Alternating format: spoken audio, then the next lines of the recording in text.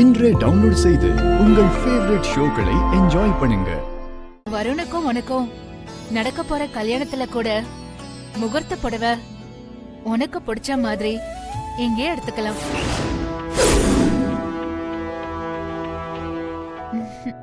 இங்க வேலை செய்யறவங்கள எல்லாம் வேலையாட்களா பார்க்காம நம்ம குடும்பத்துல ஒருத்தரா பாத்துக்கணும். முக்கியமா கடைக்கு எந்த ஒரு கெட்ட பேரும் வராம பாத்துக்கணும்.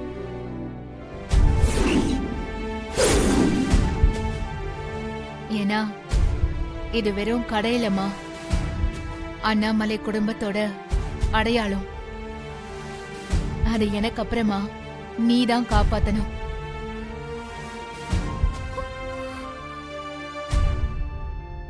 ஆண்டி என்ன அவங்க மருமகளாவே நினைச்சு இவ்வளவு சந்தோஷமா பேசும்போது ஏன் விஷயத்தை எப்படி என்கிட்ட சொல்றது?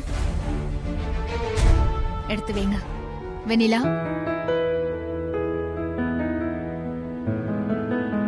கடையோட வரவு செலவெல்லாம் கரெக்டா வச்சுக்கணும். யாருக்கும் நம்ம கை கட்டி பதில் சொல்ற மாதிரி இருக்க கூடாது. இந்த அண்ணாமலை சில்க்ஸோட பேரும் புகழும் இனிமே உன் கையில தான் இருக்கு. இல்ல இவங்கிட்ட நிச்சயமா என்னால சொல்ல முடியாது. பேசாம வருண்கிட்ட இதை பத்தி பேசலாம். வா அங்க போலாம்.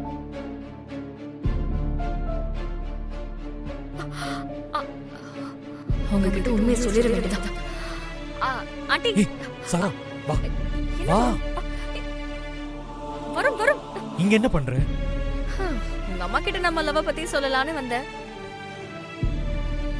ஹே, நான் அவ்வளவு தூரம் சொல்லிட்டு வந்ததுக்கு அப்புறமும் என் மேல உனக்கு நம்பிக்கை இல்லையா சாரா? இல்ல வருண், இந்த விஷயத்துல உன் மேல எனக்கு நம்பிக்கை வரல.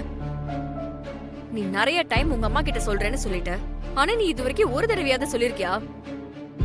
இப்ப மட்டும் உங்க அம்மா கிட்ட நீ சொல்லுவேன்னு உன்னை நம்பி நான் எப்படி வெயிட் பண்ண முடியும்?